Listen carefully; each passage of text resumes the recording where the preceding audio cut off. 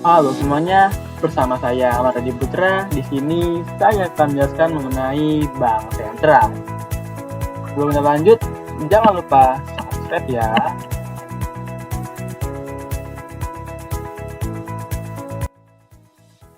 Nah, Bank Sentral itu apa sih? Pada umumnya, Bank Sentral ini memiliki pengertian ialah sebuah instansi yang bertanggung jawab atas kebijakan moneter di wilayah negara tersebut. Bank sentral akan berusaha untuk menjaga stabilitas nilai mata uang, stabilitas sektor perbankan, dan sistem finansial secara keseluruhan. Nah, fungsi bank sentral ini ada 3. Yang pertama, bank sirkulasi, yaitu pemegang hak tunggal atau hak oktroasi dalam pengedaran uang kertas dan uang logam sebagai alat pembayaran yang sah. Lalu yang kedua ada bankers bank, yaitu ialah Bank sentral adalah bankir dari bank-bank. Dalam hal ini, bank sentral berkedudukan sebagai salah satu sumber dana bagi pihak bank lain. Lalu ada lender of last resort, di mana bank sentral adalah pemberi pinjaman pada tingkat terakhir. Artinya, bank sentral dapat memberikan pinjaman kepada bank dalam bentuk fasilitas kredit likuiditas darurat. Bank sentral di Indonesia ini ialah atas nama BI atau Bank Indonesia.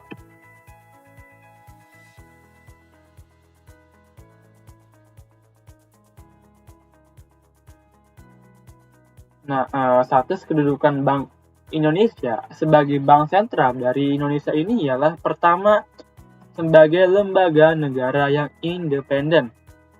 Dalam Undang-Undang Nomor 23 Tahun 1999 tentang BI dinyatakan berlaku pada tanggal 17 Mei 1999 dan sebagaimana telah diubah dengan Undang-Undang Republik Indonesia Nomor 6 Tahun 2009 ini memberikan status dan kedudukan BI sebagai suatu lembaga negara yang independen dalam melaksanakan tugas dan wewenangnya, bebas dari campur tangan pemerintah dan atau pihak lain, kecuali untuk hal-hal yang secara tegas diatur dalam undang-undang ini. Nah, BI ini memiliki otonomi penuh dalam merumuskan dan melaksanakan setiap tugas dan wewenangnya sebagaimana ditentukan dalam undang-undang tersebut. Pihak luar tidak dibenarkan mencampuri pelaksanaan tugas Bank Indonesia, dan Bank Indonesia juga berkewajiban untuk menolak atau mengabaikan intervensi dalam bentuk apapun dari pihak manapun juga. Nah, status yang kedua adalah sebagai badan hukum. Nah, status BI ini baik sebagai badan hukum publik maupun badan hukum perdata ditetapkan dengan undang-undang.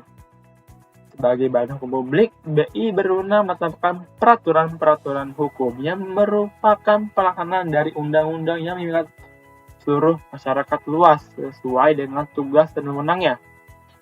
Nah, sedangkan untuk hukum perdata, Bank Indonesia ini dapat bertindak untuk dan atas namanya sendiri di dalam maupun di luar pengadilan.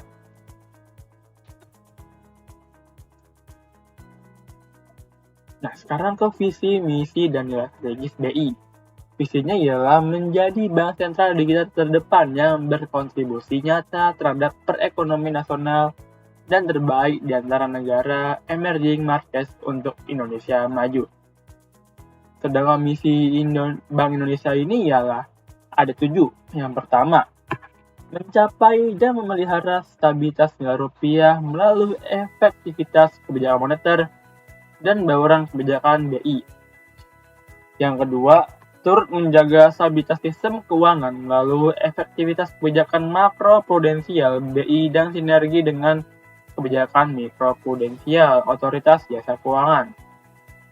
Lalu, turut mengembangkan ekonomi dan keuangan digital melalui penguatan kebijakan sistem pembayaran BI dan sinergi dengan kebijakan pemerintah serta mitra strategis lain. Lalu yang keempat, turut mendukung stabilitas makroekonomi dan pertumbuhan ekonomi yang berkelanjutan melalui sinergi bauran kebijakan BI dengan kebijakan fiskal dan reformasi struktural pemerintah serta kebijakan mitra strategis lain. Yang kelima, turut meningkatkan pendalaman pasar keuangan untuk memperkuat efektivitas kebijakan BI dan mendukung pembiayaan ekonomi nasional. Yang keenam, turut mengembangkan ekonomi dan keuangan syariah di tingkat nasional hingga di tingkat daerah. Yang ketujuh, mewujudkan bank sentral berbasis digital dalam kebijakan dan kelembagaan melalui penguatan organisasi, SDM, tata kelola, dan sistem informasi yang andal, serta peran internasional yang proaktif.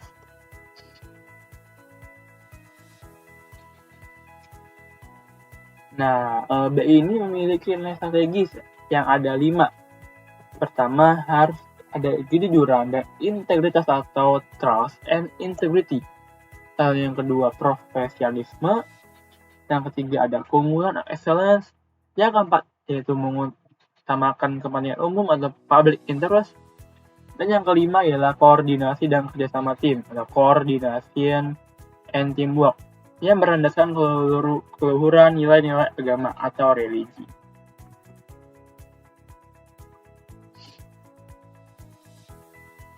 Nah, tujuan dan tugas bank ini ada 2. Pertama, tujuan tunggal, dan kedua ya tujuan pilar utama. Tujuan tunggal ini dalam kapasitasnya sebagai bank sentral, BI ini memiliki satu tujuan tunggal, yaitu mencapai dan memelihara kestabilan nilai rupiah. Kestabilan nilai rupiah ini mengandung 2 aspek, yaitu kestabilan nilai mata uang terhadap barang dan jasa, serta kestabilan terhadap mata uang negara lain. Aspek pertama tercermin pada perkembangan laju inflasi, sementara aspek 2 tercermin perkembangan nilai tukar rupiah terhadap mata uang negara lain atau mata uang asing. Nah, perumusan tujuan tunggal ini dimaksudkan untuk memperjelas sasaran yang harus dicapai Bank Indonesia serta batas-batas tanggung jawabnya. Maka, tercapai atau tidaknya tujuan BI ini akan dapat diukur dengan mudah.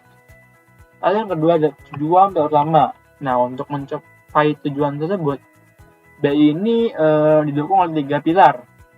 Yang ketiganya ini perlu diintegrasi agar tujuan mencapai dan memelihara kestabilan nilai rupiah dapat dicapai secara efektif dan efisien. Nah, jadi kan tujuan tunggalnya itu ialah mencapai dan memelihara kestabilan nilai rupiah, maka didukung oleh 3 pilar utama ini. Nah, ini konsepnya harus didukung oleh pendukung manajemen intern dan lagi didukung oleh dengan menetapkan dan melaksanakan kebijakan moneter, lalu mengatur dan menjaga kelancaran sistem pembayaran dan stabilitas sistem keuangan yang nantinya akan mencapai dan memelihara kestabilan nilai rupiah.